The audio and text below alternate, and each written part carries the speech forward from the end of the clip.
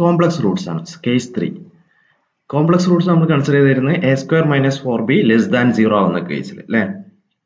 അപ്പൊ ഈ ഒരു ടേം നമ്മൾ പോസിറ്റീവ് ആക്കാൻ വേണ്ടിയിട്ട് നമുക്ക് എന്ത് ചെയ്യാം, ഈ റൂട്ടിന്റെ ഉള്ളിൽ നിന്ന് മൈനസ് നമുക്ക് പുറത്തെടുക്കാം അല്ലെ. മൈനസ് പുറത്തേക്ക് എടുത്തു കഴിഞ്ഞാൽ i എന്ന് വരും. √(-1) ആണല്ലോ നമ്മൾ പുറത്തേക്ക് എടുക്കുന്നത്, i എന്ന് വരും. അതുപോലെ ഇതിന്റെ പുറത്തൊരു 1/2 ഉണ്ടാവും. ഇതിനകത്തേക്ക് എടുക്കാൻ വേണ്ടി 1/2 നമുക്ക് എങ്ങനെ എഴുതാം, √(1/4) എന്ന് എഴുതാം. അപ്പൊ അവിടെ λ1 നമുക്ക് എങ്ങനെ എഴുതാൻ പറ്റും, λ1 = -a/2 + 1/2 × √(a² - 4b) ആയിരുന്നു. അപ്പൊ ഇതിൽ നിന്ന് ആദ്യം എന്ത് ചെയ്യുക, ഇതിന്റെ അകത്തുനിന്ന് മൈനസ്, ഇത് നെഗറ്റീവ് ആണല്ലോ, ഈ ഒരു ക്വാണ്ടിറ്റി, ഈ റൂട്ടിന്റെ അകത്തുള്ള ഈ ഒരു ടേം നെഗറ്റീവ് ആണ്. അതുകൊണ്ടാണ് നമ്മൾ കോംപ്ലക്സ് റൂട്ട്സ് ആണെന്നുള്ള കേസ് വന്നത്. അപ്പൊ ഇത് നെഗറ്റീവ് ആകുമ്പോൾ അതിന് ഈ ഒരു -1 പുറത്തേക്ക് എടുക്കുക. അപ്പൊ നമുക്ക് എന്ത് കിട്ടും, -1/2a + 1/2i × √4b - a² വരും. ഇതിന്റെ അകത്തുള്ള -1 ആണ് ഇവിടെ i വന്നത്. അപ്പൊ ഈ ഒരു ടേം പോസിറ്റീവ് ആയിട്ട് മാറി, ഈ ഒരു സ്ക്വയർ റൂട്ടിന്റെ അകത്തുള്ള ടേം പോസിറ്റീവ് ആയിട്ട് മാറി. ഇനി എന്ത് ചെയ്യുക, ഈ 1/2 ഇതിന്റെ അകത്തേക്ക് കൊണ്ടുപോകാം.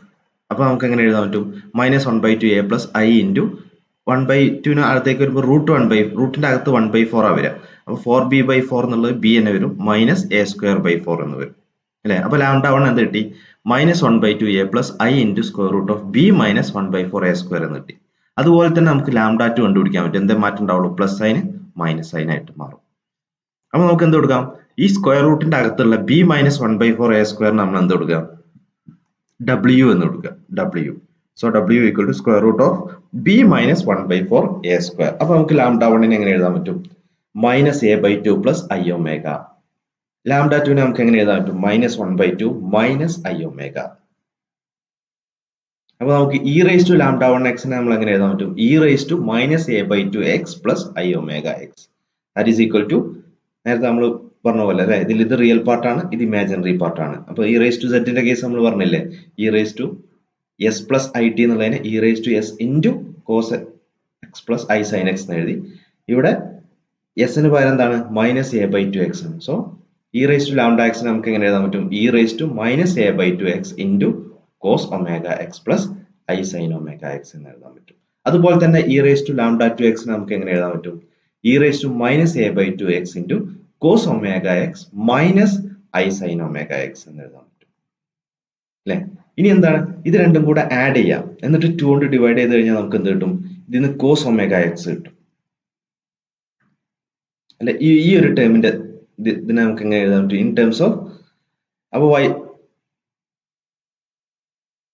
നേരത്തെ ചെയ്തില്ലേ നമ്മളൊരു പ്രോബ്ലം, നേരത്തെ തൊട്ട് മുമ്പത്തെ ഇതിൽ എങ്ങനെ ചെയ്തത്, ഈ ഒരു എക്സാമ്പിൾ ചെയ്തില്ലേ, ഇവിടുന്ന് നമ്മൾ ഇതിനെ ഈ ഒരു e⁻ixനെയും e⁻−x in terms of cos and sine എഴുതില്ലേ. അതുപോലെ നമ്മൾ എഴുതി കഴിഞ്ഞാൽ നമുക്ക് എന്ത് എഴുതാൻ പറ്റും, y1 = e⁻−a/2x × cos ωx എന്ന് കിട്ടും.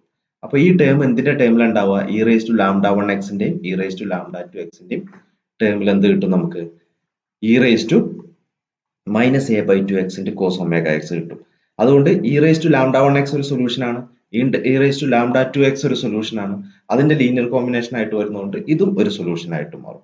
അപ്പൊ നമുക്ക് y1 = e⁻−a/2 cos ωx എന്ന് കിട്ടും.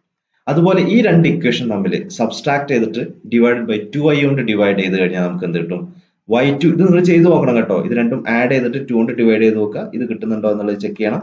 അതുപോലെ ഇത് രണ്ടും സബ്സ്ട്രാക്ട് ചെയ്യുക, എന്നിട്ട് 2i കൊണ്ട് ഡിവൈഡ് ചെയ്യുക. അപ്പൊ നമുക്ക് y2 = e⁻−a/2x × sin ωx കിട്ടും.